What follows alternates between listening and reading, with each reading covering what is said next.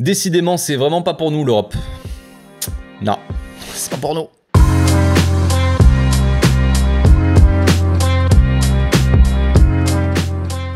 Au passage, n'hésitez pas à vous abonner, liker et commenter, c'est le meilleur moyen de me soutenir et ça fera plaisir à tonton. Le Barça est éliminé de l'Europa League, voilà, c'est réglé.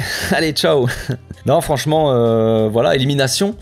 Élimination plutôt logique quand on regarde le match. Voilà, on peut avoir des regrets, je pense, quand même. Surtout quand peut-être quand on revoit le match aller, tout ça, on peut se dire qu'à domicile, on se doit de gagner, ne pas prendre de but comme ça. Après, qu'est-ce qu'on y peut? J'ai envie de dire, bon, sans vouloir dédouaner l'équipe, ni Xavi, ni quoi que ce soit. Mais déjà, dans un constat pur et simple, quand on voit l'équipe qu'on a, on se dit ça va être compliqué, forcément. On a Xavi a décidé de partir avec 4 milieux, de rester avec ce système à 4 milieux, et Roberto Kessié devant et Frenkie et Busquets en double pivot, qui a très bien fonctionné. Frenkie a sorti un match peut-être immense. Busquets a sorti un très bon match aussi dans les récupérations, les sorties de balles, tout ça. On savait que ça allait bien fonctionner. Après, voilà, il y a eu une première mi-temps assez bonne de la part du Barça quand même, et une deuxième mi-temps très mauvaise, très compliquée. On subit, tout simplement. On prend 2 buts de toute façon, c'est simple, c'est assez simple. On gagne 1-0 à la première mi-temps, on revient des vestiaires, on se prend 2 buts au final. Voilà, on se prend un premier but assez rapidement, un deuxième, Titi vient après, mais je regarde le Manchester United par exemple, ils mettent leur deuxième but quand ils font des changements. Ils font rentrer des types qui font les différences, tu vois. C'est là où je parlais de constat clair, c'est que on n'a pas vraiment non plus énormément de choix dans notre équipe. Regardez Araujo qui est sorti, je pense qu'il avait un peu des gènes. On a vu Christensen aussi qui avait un peu de gènes. On a vu Robert un peu se tenir, mais Robert c'est pas des gènes, lui je sais pas ce qu'il a, mais c'est très compliqué le match de Robert, on va en parler. Et voilà, après sur le banc tu essaies de trouver des solutions, t'es à qui, tu vois. C'est compliqué, au milieu tu joues avec 4 milieux, mais t'as personne d'autre au milieu pour changer. T'as Pablo Torre, t'as Casado, des joueurs au final de la B. Compliqué de les mettre sur un terrain comme ça. Après tu fais rentrer Ferran Torres qui n'a pas été catastrophique mais qui n'a pas vraiment fait de différence en soi. Et Ansu Fati, voilà, on va pas, voilà, je l'ai pas vu sur le terrain non plus. Mais voilà, on a des joueurs comme ça qui font pas forcément de différence. Mais en soi l'équipe, elle apporte pas vraiment de danger. Quand on voit le match les amis, alors oui, on gagne 1-0 à la mi-temps, c'est un penalty qui est valable sur Baldé, faute de Bruno Fernandes, cet abruti fini là, avec sa tête de... Je vais me calmer. Je ne parlais pas de Bruno Fernandes parce que c'est compliqué, franchement. Mais bref, donc penalty, donc c'est assez valable, voilà. Mais on a vu une première mi-temps assez sympa en soi. On n'avait pas un beau jeu, un jeu du Barça qu'on peut voir habituellement. On n'avait pas ce côté un peu de danger à l'approche de la surface, c'était un peu plus compliqué. On a eu quelques occasions quand même en première mi-temps, vers la fin, là, Sergio Roberto, Kessié comme ça, qui tire et la balle elle est contrée par Casemiro, ou plutôt Kessié tire dans Casemiro. En soi, frère, t'aurais pu quand même mieux faire, mais une première mi-temps assez positive en soi. On n'avait pas vraiment de danger sur notre cage, on maîtrisait bien les débats, physiquement on tenait le coup. Kessié qui a sorti une bonne première mi-temps, j'ai trouvé. Frenkie, voilà, immense comme je l'ai dit. Roberto, bon forcément c'est Roberto les gars, fallait pas s'attendre non plus à Pedri, comme je l'avais dit, mais un Roberto travailleur. On a énormément dérangé United sur leur relance, on a mis un pressing très haut et on les a gênés comme ça. C'était assez efficace pour nous, assez intéressant à voir tout ça. Alors on avait une équipe du Barça comme je l'ai dit qui jouait pas forcément d'une manière très jolie mais qui maîtrisait quand même son sujet d'une façon un peu différente mais avec un milieu très travailleur, un gros pressing, tout ça. Mais le problème c'est que devant après il n'y a pas d'automatisme, on n'est pas vraiment dangereux en soi. Robert, franchement, il a fait un match assez catastrophique. Alors oui, il met un penalty encore une fois, il est buteur, c'est bien, mais dans le contenu, vraiment, c'est compliqué. Là, ce qu'on a vu ce soir, c'est très compliqué. On peut dire que Robert, franchement, c'est presque catastrophique son match. Genre, t'es pas foutu de faire un contrôle, alors oui, il est gêné, il est physiquement, voilà, il est au contact des mecs, je veux bien. Mais frère, quand t'arrives pas à pousser un ballon, t'arrives pas à avoir une tenue de balle correcte ou faire un contrôle correct, quand tu fais un contrôle et que la balle, elle part à 2 mètres, c'est compliqué. Qu'est-ce qui est en train de se passer là?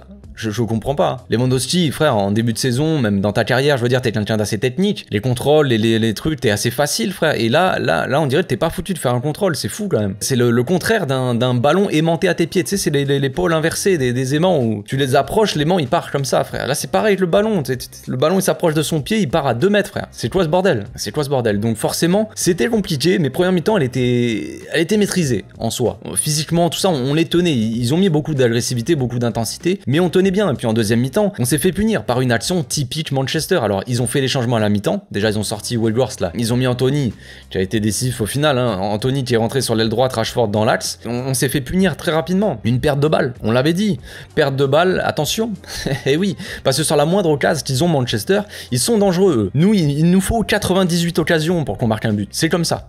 C'est la triste réalité, mais c'est la vie. Eux, ils ont besoin de quelques occasions, ils s'infiltrent dans la surface, c'est fini, ils tirent, il y a but. C'est comme ça, parce que les mecs, il y a du danger, tu sais qu'ils peuvent apporter du danger, ils vont tenter, ils vont frapper, oser déjà. Nous, j'ai l'impression, on frappe jamais, frère. On ne frappe jamais. Voilà, les frappes en deuxième mi-temps, je sais même pas, je me rappelle de la tête de Koundé qui était sympa sur une passe de Frenkie, là, bien sortie par De Gea, mais après, je me souviens pas vraiment qu'on ait vraiment fait des frappes dangereuses. Alors oui, il y a Lewandowski qui a signalé hors-jeu, hein, complètement inventé le hors-jeu, mais à la fin de match là qui arrive et tu rates son face-à-face aussi, tu arrives pour une bonne passe de Ferran Torres, il lance dans la profondeur, bon soi-disant il y a hors-jeu de Lewandowski, il y a jamais hors-jeu, mais encore une fois tu arrives face au goal et tu loupes ton face-à-face, Robert, et ça va pas ça. Alors oui, on peut ouvrir un dossier Robert Lewandowski en Europe, dans les matchs importants, là c'est chaud le match qu'il nous a montré ce soir, donc voilà. En deuxième mi-temps, ils ont eu leurs occasions, et sur la moindre occasion, ils ont réussi à être dangereux, c'est tout. Sur la première occasion, c'est une perte de balle assez catastrophique de la part de Chelsea, hein, donc il perd le ballon.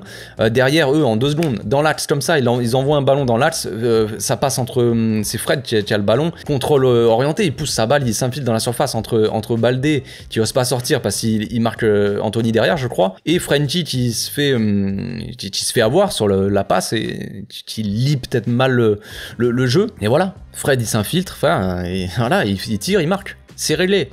Et le deuxième but, bah c'est juste des mecs qui osent en fait. Bon après il y a eu un peu de chance frère, aussi on peut quand même se l'avouer, mais c'est pas une excuse, mais quand même. Garnacho qui tire, la frappe elle est contrée, elle revient sur c'est qui peut-être, je sais plus qui c'est qui frappe, ça revient sur un gars donc il tire, elle est contrée encore, ça revient sur Anthony, il tire et cette fois-ci il marque. Les mecs ont tous les contres, donc forcément, mais ça c'est de subir comme ça. En deuxième mi-temps on a subi quasiment toute la deuxième mi-temps et on sait pas subir. On sait un peu plus subir depuis un certain temps avec une bonne défense, mais voilà. Araujo il était sorti je crois.